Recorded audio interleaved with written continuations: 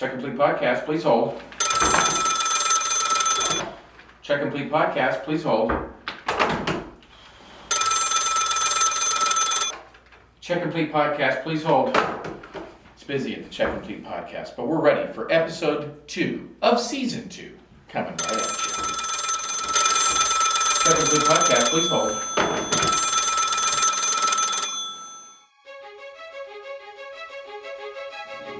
Check Complete, a referee podcast, is an educational resource for referees by referees, designed to connect and develop soccer officials of all ages and skill levels to better serve the game both on and off the field.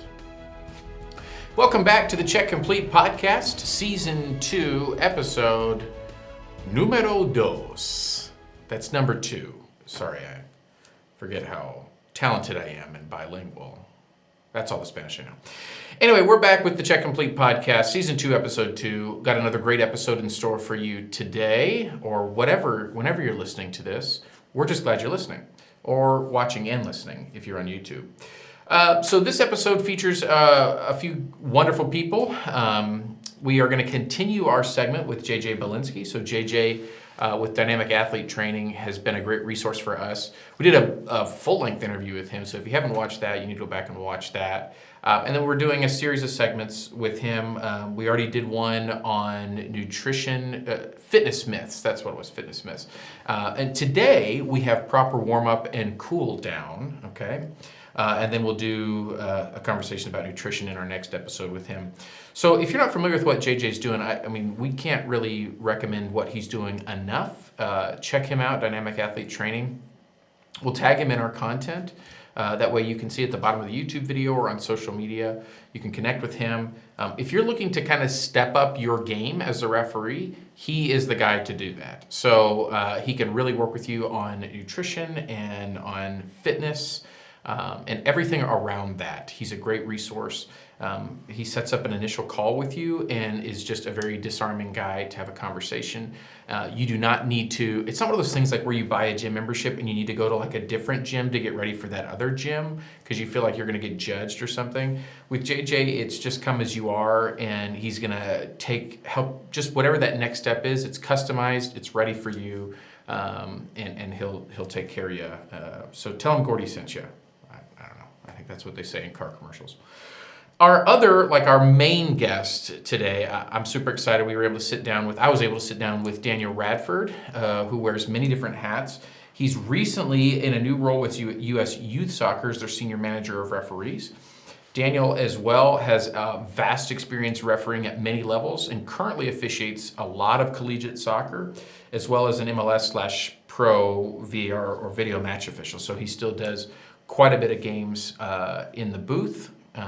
So he's got a lot of experience there, has over 150, I believe, games as a fourth official in the MLS, and a lot of experience at various levels. So we're excited to talk with him you'll hear a little bit more about his story, but you'll also hear about what his role is now that U.S. Youth Soccer has come up with this senior manager of referees position, which is an interesting role, and his goal, I'll talk with him a little bit about kind of what he views the picture of youth soccer officiating at the grassroots level across the United States, and then what kind of the goal is from there, what his goal in that role is, and where he sees the future heading.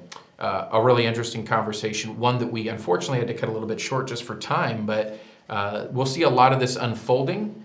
He's going to be connecting with a lot of the local organizations, the local states, the state referee committees across the United States. And I know we're excited to work with him more and more here in Kansas. We've got some things to give away, some fun items.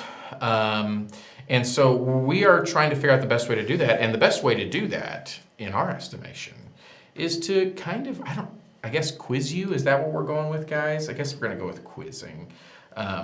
I don't know. In the spirit of, we're filming this around May 2023, so it's like towards the end of May, so it's like finals. So this is your final exam. Each it's not that intense.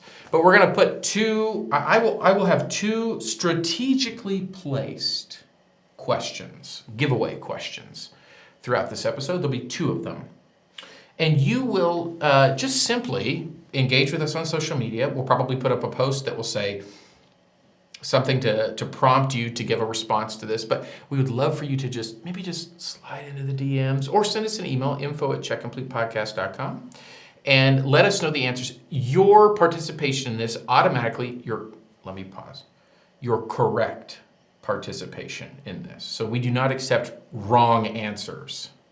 But your correct participation, they're not that hard. The questions aren't that hard. Your correct participation will enter you into a drawing, and we have several items for which you can choose from. But you'd only get to see the items if you win the drawing, okay? But trust us, they're good items. They're referee-related items, okay?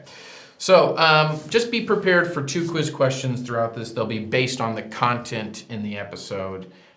Won't be overly challenging, but reach out to us through those channels that I mentioned, and we would be, we're excited to award some winners, okay? So thanks for engaging. Season 2, Episode 2, the Check Complete Podcast. JJ Bilinski talking about proper warm-up and cool-down, and Daniel Radford, an interview with him. So do whatever you need to properly warm up for the rest of this episode. For me, it's going to be a cup of coffee. Enjoy. The Check Complete Podcast is brought to you in part by JF Consulting Tax Preparation and Bookkeeping. Taxes suck, we can help. We're back with week 2, segment 2 with JJ Bilinski of Dynamic Athlete Training, national referee. And so last week we talked about fitness myths. So we did our best impression of the Mythbusters, as we remember fondly that show. I don't know if that's still being produced or not. Anyway, we don't go down the rabbit trail again, but good show. So today we're talking about proper warm up and cool down. So this is vital. In fact, I've even had there's a lot of referees that do a lot of games, so they just go out and whatever, get going. I've had a lot of players, when you're warming up, it shows a level of, outside of preparing your body, it shows a level of, I take this match seriously, I'm engaged, and I'm going to give my best effort. So outside of even just whatever we're going to discuss regarding fitness, it shows, I've had players and coaches come up and go, thanks for warming up. That actually shows us that you're engaged. Before a JV game, some of these coaches are like, we never have the guys and gals that come ref our games warm up. So thanks for doing that. So if you're looking for yet another reason, there's one. But as far as the physical components of this, JJ, let's talk about that. What do you have prepared for us? Yeah. So, I mean, I've always said, warming up, you definitely want to have a proper warm up before a match, even before a training session.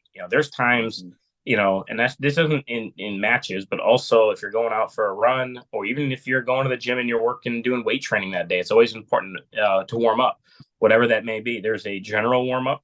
Typically, when you go to the gym, kind of want to raise the core temperature a little bit, prep the body so you're not too cold getting in there, getting ready to, we call it prepping the body. It's kind of almost like activations. Players call it activations, getting the bike or, maybe just a light jog or elliptical for 10, 15 minutes, whatever it is, kind of raise the core temperature of the body.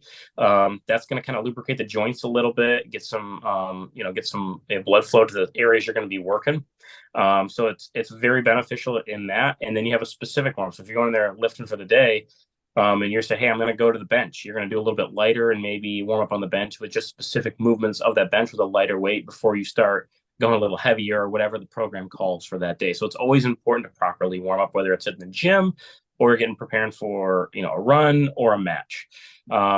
Definitely when we get into pregame warm up and all that kind of stuff or pre-run, we definitely want to do the same thing. Get there. We want to raise that core temperature of the body. I always say anywhere from like 2 or 3 minutes, just start with a slow pace jog, then increase that pace a little bit over the next probably 2 or 3 minutes. So no full out sprinting yet. We don't want to get into that aspect. But like I said, you want to raise that core temperature of the body and start kind of burning some calories, moving some sugar around, kind of utilizing some of the stored energy sources that you have. And then you're going to slowly get into, we don't want to get too dynamic too quickly. If we go too dynamic too quickly, we run that risk of possibly pulling or straining a muscle. And then also, you don't want to do static stretching either. Static is really meant for cooling down in certain aspects as well. So typically you want to start slow in the dynamic. You don't want to get anything too crazy too soon. You want to focus on, especially for a pre-match warm up, you want to focus on hitting the hamstrings. Usually that's the first one to kind of warm up with, nice and slow, easy, kind of walking through maybe 10, 15 yards. We always call them sweeps. I'm sure a lot of referees are, familiar with that term. And on the backside, you're basically walking, on the backside of that would be coming back 10, 15 yards, doing a quad stretch. Slow walking. I just kind of easing into it. You kind of want to keep your warm up based on 10, 15 at most.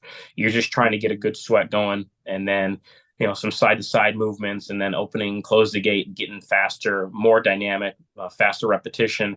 And then we start getting the more dynamic once we've kind of got the general core, all the activations done and operated. Then we start getting into more, a little bit higher intensity kind of, how do I want to say this? It's kind of build up sprints. So maybe start with like 70, 80%, and then you get into 90, and then you go all out. And then once you've kind of got all that done, then you can kind of get into some static stretching a little bit. Anything that might be a little tight or a little sore from previous day, or for like a previous match, you definitely want to kind of maybe hit that spot a little bit more, but you're definitely not, bouncing along or anything along those lines. You're still a nice stretch, anywhere from like 20 to 30 seconds each side, whether it's a hamstring, a calf, whatever that may be. You shouldn't be gassed. Your heart rate shouldn't be overly high, maybe on one of the full out sprints, but you really shouldn't be ramping it up to zone 5 on the warm. You want a nice, good amount of sweat going, but not to the point where it's like, wow, I'm really exhausted, because you're probably tapping into that energy a little too soon. We want to just make sure you're properly warmed up and preparing for the match. And I also view it as a standpoint of not only warming up physically, but also mentally. I think we, as referees, we don't, at least I know some don't, some do, use that time to mentally prepare. Visualization drills are always important to do, of, especially if you're working on different parts of the field for your warm-up, of focusing on, hey, I got a penalty area decision, what's that going to look like? How can I play that in my brain, or certain aspect, how I'm going to move on the field. And study was done a really long time ago. When you visualize over time, whether that's preparing leading up to that match day before the warm-up and you're just reinforcing it then, but when you visualize yourself doing something in your brain, taking that time in meditation or whatever that may be, and then you convert it on the field, your brain cannot actually tell the difference between what you see visually as opposed to what you're doing on the field. So visualizing is actually a really key component for mental preparation, and studies back that for a long time. So a lot of players do that, and a lot of referees do that, and it helps them with their on-field performance as well. Wow. Very interesting. Very interesting. Yep. So adding that mental component as well to mirror what you're preparing your body for. Absolutely. Okay. So that's the pregame or even workout, like you said. Yeah. So pregame portion of that. So then the match happens, and now we're thinking cool down, right? And which is vital. I mean, I'm sure you've been there too, where you have a game that's like 2 or 3 hours away. You get in the car and you're like, everything tightens up, and you're going, oh gosh, I'm only 32. Why is this happening? But here we are. Yeah. Well, especially after a match, and it's very similar, like in a match. And that's why I always, part of kind of going back to the match a little bit, you work in the match, and some referees just kind of, they may stand in a certain place for too long, and you actually want to kind of keep a certain trot going or keep the feet moving. Because when you kind of sit and you've got all that blood flow going to that leg area, if you're not moving it around, that blood can kind of sit there, and then you get those heavy legs. Very similar to when I get done with the match, I don't properly cool down. I hop in the car and I'm driving 2 hours. You get out, you get all that blood, all that probably lactate sitting in the legs, and you've got all these toxins. I call it lactate because it's a toxin. It's a byproduct of exercise in the blood, but it can cause, especially when you're sitting, I think everyone stiffens up, everything's getting shortened. In a shortened state, you're sitting, so your hip flexors are in a shortened state, your calves aren't lengthened, they're in a shortened state because your foot's flexed upward now. So you get all this kind of stuff that, you tend to be a little tight when you get out, and that can all be preventative if, you end up doing a proper cool down, which I say more of like a warm down. That's probably the best way to describe it. Only because you're really not doing anything, cooling down. People would just kind of stop and do static stretching, which you can do. There is some benefits of that, but I always say about a 5 to 7 minute cool down is usually ideal, which is just a nice, light, easy jog, very minimal, probably not getting any higher up than zone 2 if you're doing your heart rate stuff, if that. It's just a way to kind of, what you're doing is when you get done with a match, you typically stand around shaking players with the hands. Everyone's kind of, and then you can take that time, and you've got all that lactate still sitting there, blood flow is bringing blood flow air is going to help clear some of that lactate and get all that soreness out and move that lactate a little bit more. So, and then getting into certain dynamic stretches, which are, forward lunges, side lunges, doing a walking, we said before, kind of reinforcing the walking calf stretch, or a walking quad stretch, doing some sweeps, but not nearly with that same kind of intensity, just kind of more, just more of that little warm down with some lighter stuff. And then I would recommend also doing maybe 5 to 6 minutes of static stretching post if there's anything that's kind of, feeling anything that's a little tight or like a little bit more. But they're very beneficial whether you're, flying home the next day, or you're getting in your car, or you're flying home that night, or driving, whatever that may be. I highly recommend a cool down. And from 2 different aspects is, one, it's going to prevent injuries, but it's also going to help referees last longer, whether it's through the season or their career. So properly warming up and properly cooling down on both sides. The referee is going to definitely benefit from that from a season standpoint and cumulatively over a career as well. Sure. Absolutely. So then that fits anybody at any place in their referee journey. This is going to be crucial, essential to what you're doing, no matter what that looks like, especially if you're coming off a weekend of 15, 16 games or something crazy at a youth event, it's like, well, if you want to be able to walk on Monday, maybe there's some valuable tidbits that you can gather from this conversation. So very good. Well, there's a lot more that can be talked about with warm up and cool down. If you'd like to learn more about that, especially Dynamic Athlete Training's approach and what JJ's doing, we will include all of his information in the drop down of this, the description of this YouTube video, as well as on our social media. Reach out to him. He'd be more than happy to chat with you about that and talk more about what they can offer you in your journey as a referee and as a person. So JJ, thanks again for your time. Next week, we will be talking about nutrition. So appreciate it, man. Thank you. We just heard from JJ Bilinski as he discussed proper warm-up and cool-down. So for your first giveaway quiz question, I posed to you, what does JJ rename cool-down to? So what does he rename the term and the process of cooling down to? Slide into our DMs at check_complete, check complete on Facebook. That at check_complete is on Instagram and Twitter. At Check Complete Podcast on Facebook, or email us info@checkcompletepodcast.com. There's one more quiz question coming up after our interview with Daniel, which comes up now. Super excited to have Daniel Radford here, who wears many hats. So we'll talk about the different hats that Daniel wears, as well as just his journey. So first of all, Daniel, thanks for your time. We appreciate it. Yeah, absolutely. I'm happy to be here with you and look forward to a good conversation. Absolutely. This will be great.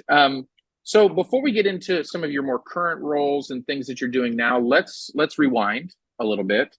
Let's go back and talk a little bit about who you are and how you got started into this thing called refereeing that many of us have been completely hooked on now.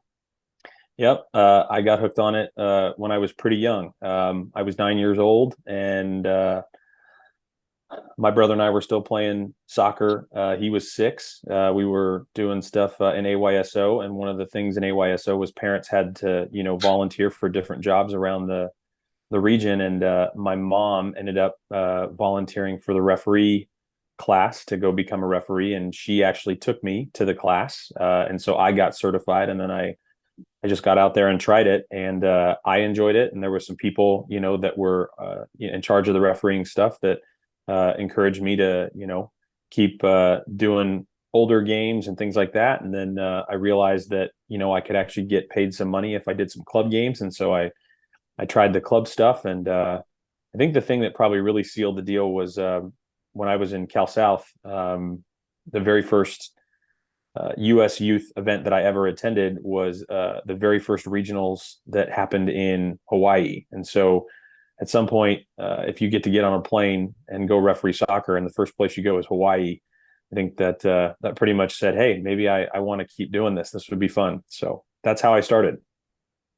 Yeah, that's awesome. That's a clincher for sure. I wish we could do that for more people, to fly them to Hawaii, but we send people to St. Louis and Indianapolis, so it's not as thrilling, but still fun. The region, Um, the region four guys are going to have the opportunity. I think next year. I think regionals is back in Hawaii for the third or fourth time next year. So oh, the region wow. four guys are going to get lucky again. That's amazing. That's super cool. So that's where the journey started. That's how things kicked off. That's the if you will, the humble beginnings, right? And so then the journey continues. Talk about that pathway, the pathway that you were on to where you are today. I know there's a lot that's involved in that, but what were some of those key steps? Yeah, I mean, very fortunate to have grown up in Southern California, where soccer is such a hotbed. I know that isn't the case for a lot of people coming from other states. But for me, like I said, very fortunate. There was a high school soccer referee structure in place. Same thing with college soccer. And so when I turned 18 and I graduated high school myself, I was enjoying it so much that I got involved in both of those, as well as continued to try and progress my way through the top level youth games and the amateur side. And then, ultimately it led to being able to participate in local professional games. And then, probably the thing that really kicked off, getting some opportunities at the pro level was when U.S. Soccer had their very first year of development academy. They did a showcase in LA, and I got to be a part of that. And then I was invited to go to a second showcase in Chicago. All based on U.S. Soccer's observations. Got to be a part of that very first developmental academy league finals that were back in L.A. And then after that, I got asked to work in the WPS, which was the women's first division league at the time. And so I spent a few years there. I got to become a grade 3 right out of the gate. I didn't have to be a grade 4 because they said that everybody that was working Division I football in the US, whether it was Major League Soccer or WPS, we got to be grade 3s. And from there just got more and more opportunities, and eventually made my way into Major League Soccer as a fourth official. I did almost 150 games before they kind of eliminated that role out of the CBA and different things with pro. But got to do so many fun things, blowing the whistle in Open Cup games and international games, and ultimately ended up becoming a video match official for Major League Soccer. I think it's probably going on 6 or 7 years now of just being in that role. I'm no longer on the field, but look, I still get to referee Division I college soccer and all things NCAA and community college, NAIA, all of that stuff. I still get to do on a regular basis in the fall. And then, even in the last couple of years, the new challenge of working professional indoor, for the Major Arena Soccer League, I've gotten to do that the last couple of years, got a few playoff games under my belt. So even though I spend a lot of time in front of the video screen, I'm still out there running around too. So it's kind of been a fun balance, as I've kind of getting on to maybe the later years of my career. Absolutely. So as we step back, there's a lot there that you have been able to experience, which is truly amazing, and goes to show what the adventure can be for those who put the time and energy and really do what they can to succeed in this. As you go back through your journey, we've heard a lot of the highs and stuff in there. Are there other things that were just like standout moments for you that were like this? I mean, like, for instance, being able to go to regionals in Hawaii, that was kind of a propulsion moment for you. Were there other things along the way that stood out? And then conversely, were there some lows? I'm assuming there probably were. It's never just sunshine and roses. Yeah, it's really hard. I mean, this is a business that once you start getting into it, seriously, you have to perform. So I think you put a lot of pressure on yourself, and I think at times you can take some of that home with you, and while I think part of that is really good, because being your own kind of, I guess, best and worst critic, probably is a key component of people who are, really kind of high level performers in their industry. But you got to be careful, because you can't let that, totally consume you. You do have to be able to, leave some of that stuff in their proper place and try and figure out how to move on. and that especially even rings even more true when you're, you have a family, or, you've got a significant other. You don't want to bring that type of stuff home to them. So, making sure that, you've got balance, because it's also so easy to just say yes and yes and yes to everything. Right now, especially, there's a need for referees at every level. It doesn't matter what we're talking about, college soccer, professional soccer, certainly in the youth game. Absolutely. And so when there's all these opportunities for you to take advantage of, sometimes you do have to say no to a good thing. And that's really hard. But there are great moments. I mean, I actually think that I've met some of the best people, through refereeing. Some of them are just lifelong friends. We've connected in ways that have nothing to do with soccer, and those friendships and relationships are really meaningful. I've been really fortunate. My wife is a huge supporter of what I do. She knew going into us getting together, what a big deal this was for me. And so, I know we didn't go through some of the headaches or the stress, that some people go through, as they're trying to balance their family life. We've been really fortunate up until this point. We were talking before we hopped on here, but I've got a 3-year-old son. And so we've constantly still needed to re-navigate that, every single year, just making sure that I'm not gone, too many days or nights, so we work on that still. And that's an ongoing process. I don't think anybody can ever get too comfortable with that.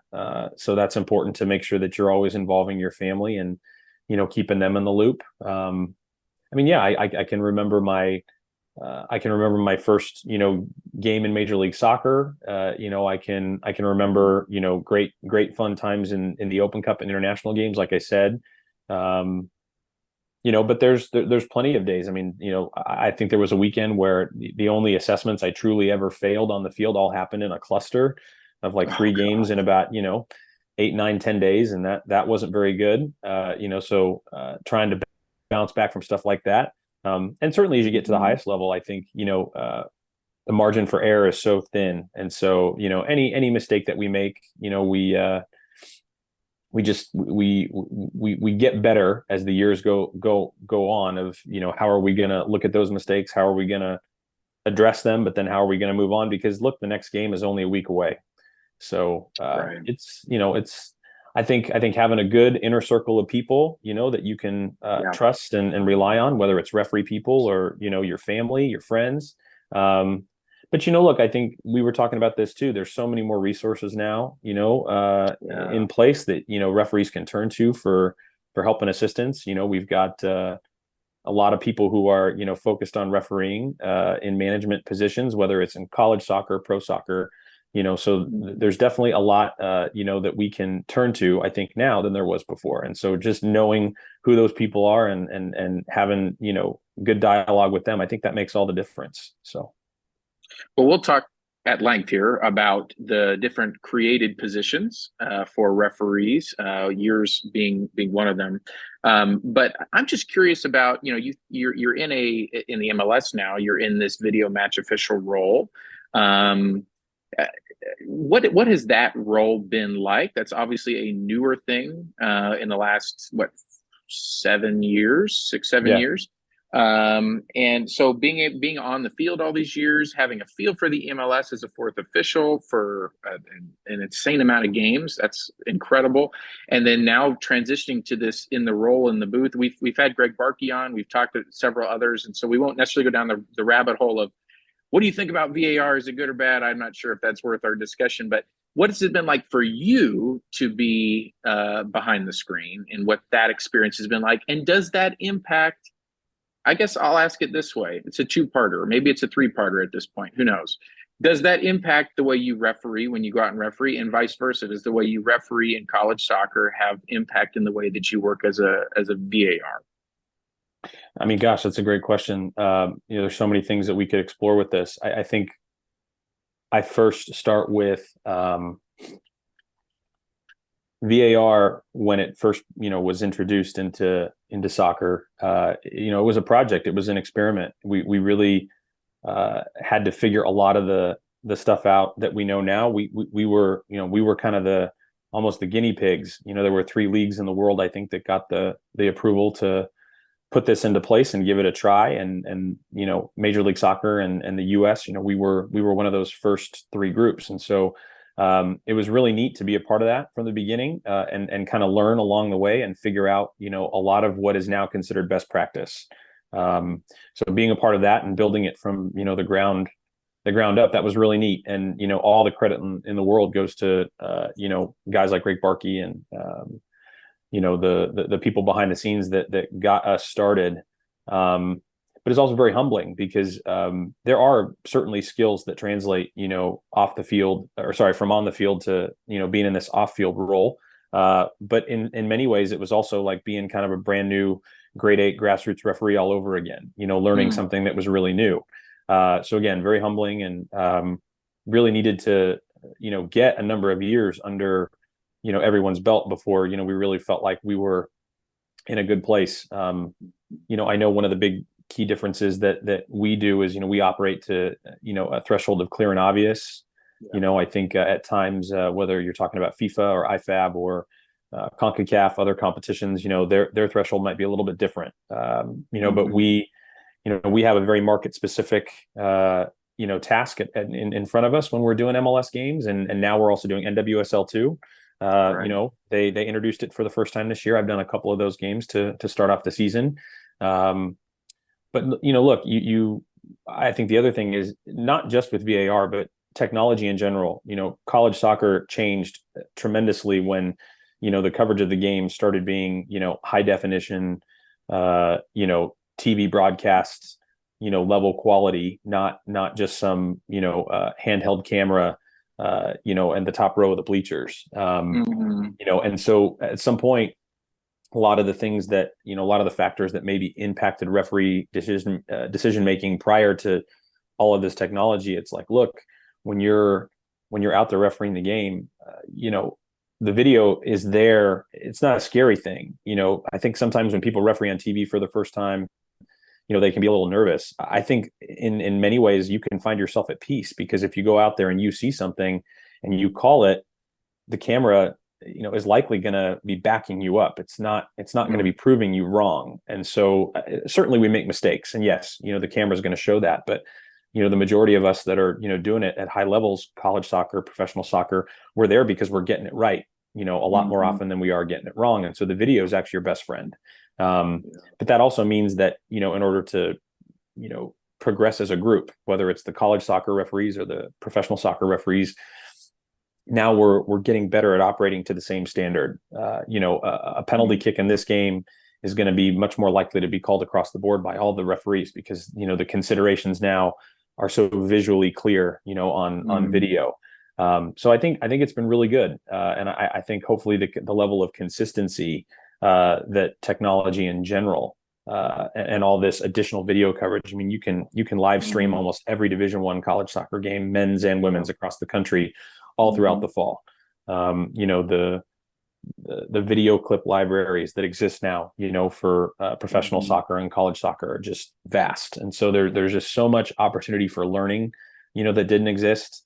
And we get together now regularly, whether it's in, the professional season, it's weekly. During the college season, it's probably every 2 or 3 weeks, but all the different groups that are responsible for, overseeing officiating, the level of education, is just completely, raised the bar, over the years with all of this stuff. And so I think VAR and just technology in general has made it a more consistent approach for everybody. And I think that's a good thing overall for the game. I know that in the end, when you hear complaints about consistency, the answer that we have to give is like, look, if it's consistent within the game, that's first and foremost. We want the referee to, give the teams a fair shake, the two that are in front of them on the day.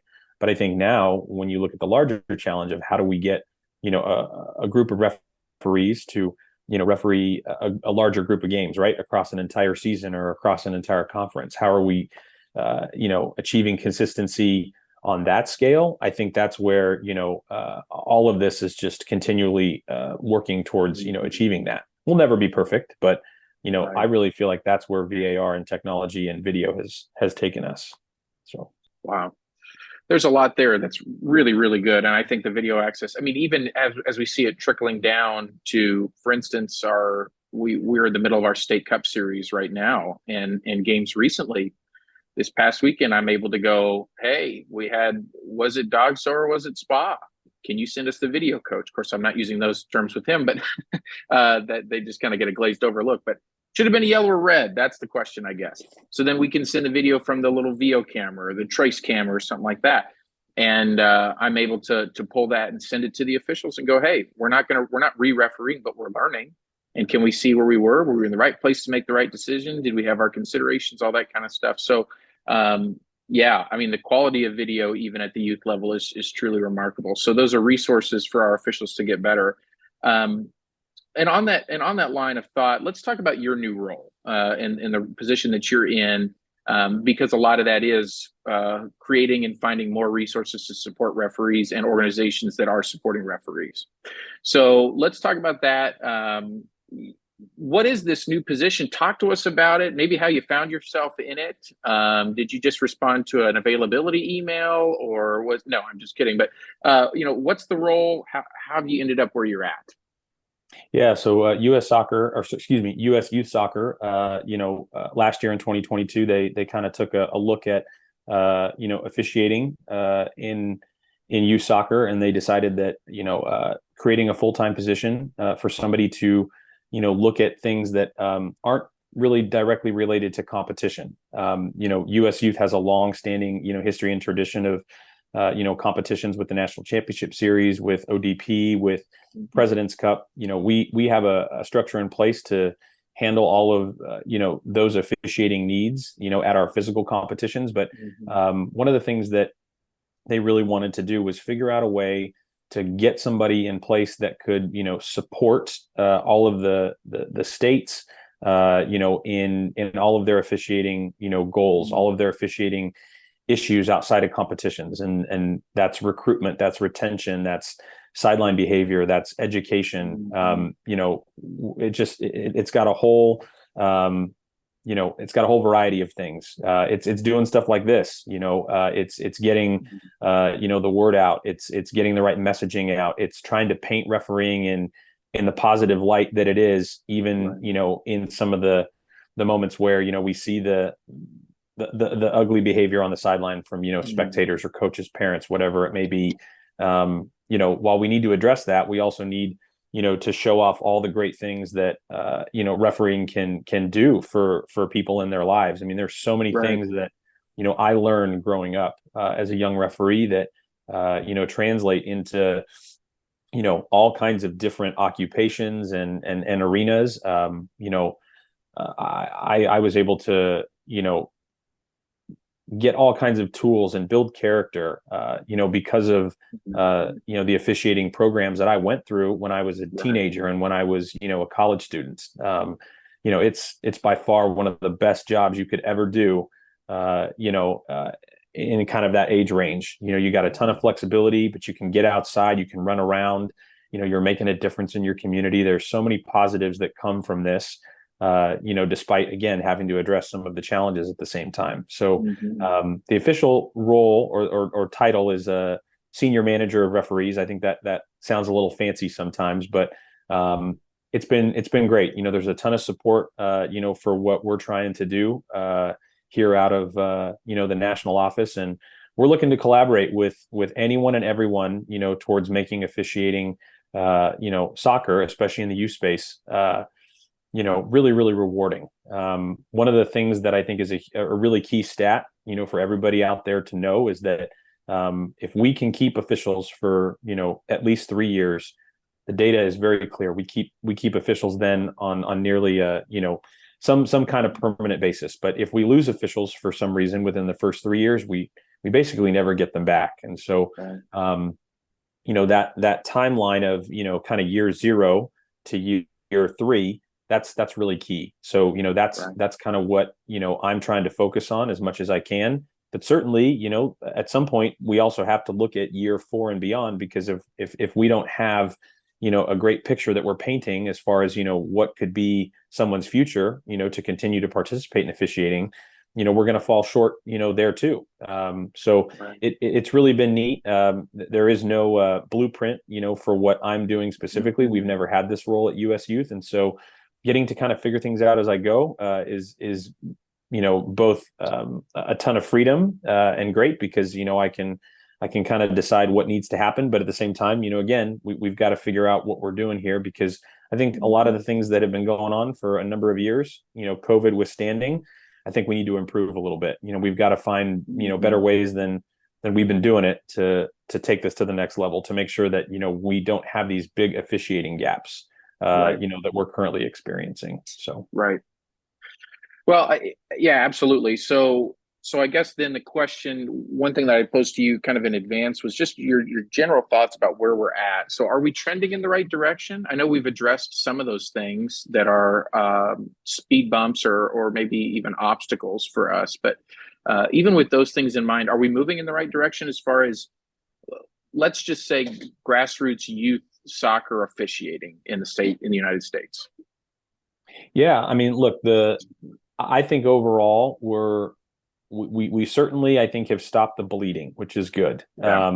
For lack Sure. of a better word or phrase. I think right now there is a ton of focus on officiating, and it's more focus than I've ever seen before. So I think that is already the number one, positive, encouraging sign, is that there's attention being paid to this and there's resources being put towards it. I think you're seeing a lot of different entities focus on this specific area.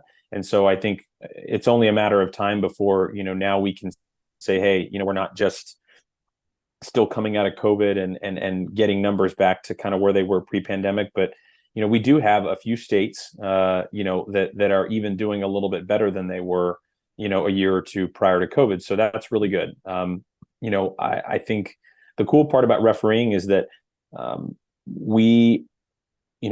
referees go where they go. I mean, I can recall many, many weekends where, in the morning I'd have this jersey and this badge, on for a game. And then at night I'm putting on a different jersey out of my trunk and pulling out a different, badge out of my, my bag to put on. And now I'm doing something else. And so I think it's just really neat, the amount of opportunity that exists right now at every level. And I think, for people who, really enjoy refereeing, I think there's just a ton that can be done if you want to invest your time and energy. And look, I also think that when you look at, guys who are trying to make it more of a career instead of just maybe a hobby, there's so much more now at the highest level to shoot for than there ever was before. We have referees making full-time money, with benefits and retirement, right? I mean, 10 years ago, right before the creation of pro, that really didn't exist. We had only a few people that, were in that boat with US Soccer, and those were four guys at the time. Now we're probably pushing 30, so it's really neat for young referees who want to aspire to, advance, up the ranks. But it also doesn't have to be in the pros. I mean, there are many of us that enjoy, a busy college schedule. And I think every level of soccer, there's plenty of reward out there, for referees who are hungry, who want to, be involved. And so again, right now, I think we're probably starting to see, more of the upward trend, where I think we kind of hit, some low points, or maybe got a little stagnant over the last, 4 or 5 years. Again, this is by no means saying that, things like sideline behavior, are completely, solved. I think everybody, who's going to games that are out there, at the field, we all have a responsibility to set the best examples for the kids, and I think when the kids and the players on the field are seeing and hearing some of the things that go on, I think that has a negative impact, not just, collectively on the sport, but for those kids as individuals. I think everybody, when they show up to these fields, we have got to be on our best behavior. We've got to be putting our best foot forward so that the kids have the best experience. And I think anything shy of that, or, that's off that target, we need to continue to look at how we can improve that. I think we've got some great examples of, states and clubs, who take, a much harsher stance, right? Or even leagues that take a real harsh stance on that type of stuff. And I think over time, you're going to see those groups be ultimately the most successful. I think the ones that, are falling short, I think that's going to hold them back from achieving, the goals that they're looking to achieve. And again, without referees, you can't have games. And so, we've got to understand that. And we've got to make sure that the environment is right. But again, it all comes back to the kids, right? I mean, we've got to keep them, we got to keep them first. So absolutely. So much in there that's really, really good, Daniel, and that could be a much longer conversation, and that will be as we continue to discuss, locally in our states, and then just broadly at a national level about how to address the continued, I think we have stopped the bleeding, but how do we address the continued problems that might show themselves? And so I know those are huge projects that you're undergoing, and you are a resource to those of us. And I mean, in Kansas, you and I have already had a long conversation, and you're already supporting what we're doing and what's going on around the country. So we're excited that you're in this role, anxious to see what continues to come from it, and just your wealth of experience around the game and your willingness to serve the game at really any level, because you've been able to serve the game at every level in a more in the referee wearing the badge per se. Now to try to have kind of a slightly different role, I'm sure that's probably daunting, but also exciting in a lot of ways. So anxious to see how this continues to unravel for you, and it'll be really, really good. As we start to wind down, I'm curious. One question that I always enjoy asking all of our guests is, if you could go back and tell first year, first month, brand new referee Daniel some advice, knowing what you know now. Is there something that comes to mind that you would want to go back and tell yourself? Oh man, I mean, hindsight's 2020, right? Sure. I think when I was younger, I could have probably evaluated the overall balance of officiating, with other parts of my life, maybe a little bit better. I think I was definitely one of the ones that said yes to nearly everything.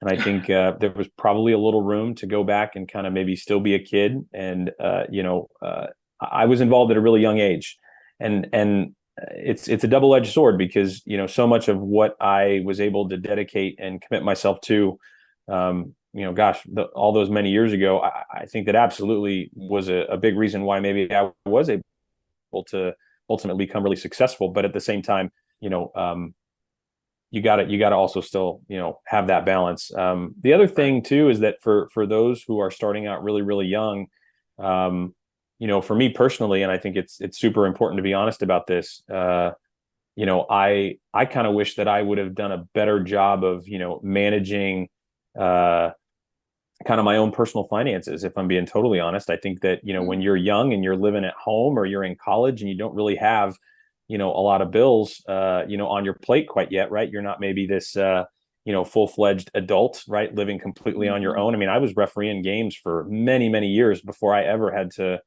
worry about that. And I honestly think I should have done a better job, managing kind of my money. I think I could have done much better as far as like saving money, and by no means am I some expert financial planner or anything, but, I think I could have done a better job just, having money, saved up with all that opportunity where I didn't have, real bills. And look, that's really hard to tell somebody who's, a teenager, right? Or a young 20 something. I think that's very easy to just go in one ear and out the other.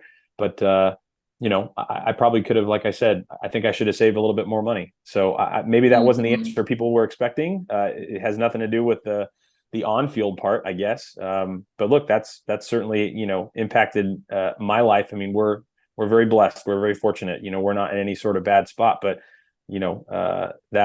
that I think, that's my hindsight moment, if I'm being brutally and completely honest. I think that's great. And I relate to that too. I mean, I remember working in college less hours and making more money than anybody on my floor. Yeah. Referee. And I look back and I was like, where did that money go? Like, right. Like, I mean, you just, I know I shared with you, and on our phone call that we had, we had a bank come in as a sponsor for one of our monthly meetings, and she asked, "Is anybody saving for anything?" And we had one person that said college, and another person that said a potato cannon. So everybody's got their own thing, I suppose. But I think that's a great word, and not something that we've heard from people as we've discussed. Because I think because it is, and now that you've already brought this up, but refereeing is at a place right now where people are going, okay, how much do we have to pay? We want to get people out here. So we're actually in a pretty good spot. I mean, I got to be careful giving details, but I've had conversations recently where clubs and people are going, hey, we're not quite getting the same quality we want, but we're willing to charge our teams more if that means we'll pay $150 for you to come out and do an ECNL center. And I'm going, what were those dates? I'd come out and run some ECNL middles for 150 bones or something. And so that's where we're at. And so now it's maybe it is time to think about those little pieces, because what we're talking about in referee development, at least in Kansas, what we're talking about is this holistic idea of we care about you as a person, not just what you contribute as a referee, as a performance. That's the beauty about I think the referee family, is that we care about you as a person, not just about what you contribute. And so the financial piece is a very valuable conversation that might get underlooked. So thanks for bringing that up. That's good. It's really good. Yeah, not a problem. Well, we've got to close down. Unfortunately, I could talk to you for a lot longer. I love hearing your perspective on this, and I'm anxious to hear as it continues to unravel in your role, how your perspective continues to shape what we're doing in U.S. youth soccer and beyond. But I will give you the last word. Is there anything that if you don't say this, you won't be able to sleep? You've got to get this off your chest to the Check Complete podcast. Oh man, that was not one you threw at me in our preparation. Look, I think one of the things that I think I'll put out there is that when you look at data about why referees get started or how they get started, overwhelmingly, doesn't matter what sport we're talking about, overwhelmingly, it is simply the power of suggestion that got people involved. And so if somebody throws out there and be like, hey, why aren't you trying refereeing? I think, again, this goes to the overall, situation that we're in. Let's make refereeing as positive and fun as we can. I mean, for those of us that have been doing it forever, we know how great, it can be. I mean, certainly it's not perfect. But we all have enjoyed so much, because of refereeing. And I think, encourage your friends, encourage your family, let's try and, get more great people involved. And let's also, make better people, out of, our brand new officials. And I really think what you said about, caring for more than just what decisions somebody makes, on the field. I think when we're trying to just simply make better people, I think we're all winning there. Again, I go back to what I said about, setting the right example. Doesn't matter what role you're in, we all are stakeholders, we all have a responsibility. And then I'll leave you, with this last one, because this is one that has stuck with me from day one.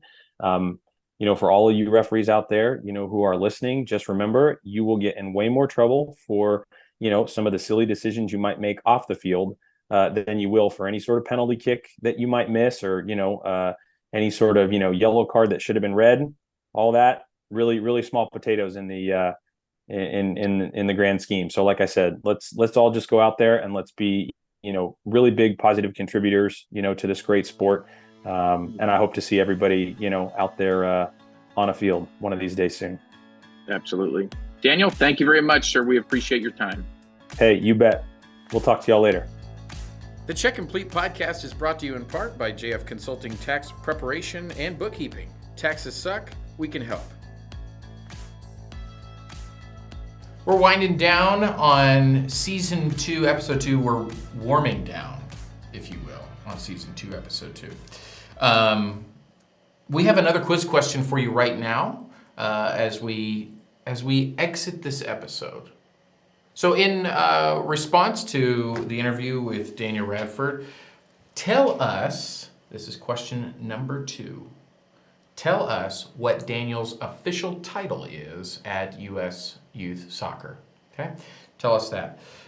You can reach out to us at check_complete on Instagram and Twitter. Slide into the DMs there. Check Complete Podcast on Facebook. Or email us info@checkcompletepodcast.com with those answers. Correct answers only will be entered into a drawing. If you are selected, we'll let you know, and we'll give you some items to choose from that we would like for you to have. So you can pick one of those. A huge shout out to JJ Bilinski with Dynamic Athlete Training, national referee, for his conversation with us about proper warm-up and cool-down. Really good stuff there. We'll be back with him for the third and final segment in this series next week as we talk about nutrition.